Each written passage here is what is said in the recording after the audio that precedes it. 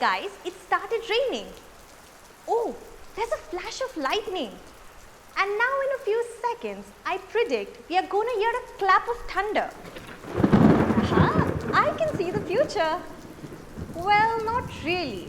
If you look out of the window on a heavy rainy day, you'll realize that the clap of thunder usually follows a lightning streak. What can be the reason for seeing a flash of lightning just before you hear the thunder? The distance traveled by light and sound is the same, but the light reaches before the sound of thunder. Clearly, light must be traveling with a much greater speed than sound. Do you agree? Today, we learn about the speed of sound. Speed is measured as the distance traveled divided by the time that is needed to travel the distance. Sound travels at an impressive 330 meters per second in the air.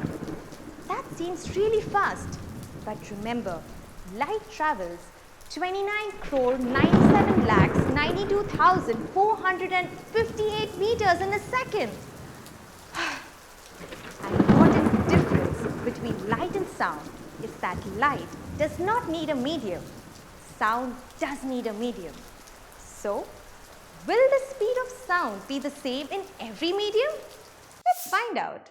Here, we have set up an experiment. We have a source of sound.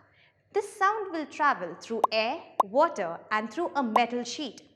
We have placed 3 sound sensors, all at equal distances from the source. One is in the air, one in water, and one on the metal sheet. When the source is turned on, the sound travels through all 3 media. The sound arrives first at the receptor on the solid, then the one on the liquid, and finally in the gas. Thus, we can conclude that sounds travel quickest in solid, followed by liquid, and finally gases. Let's see why this happens. I'm going to drop 2 balls, one on the ground and one in water.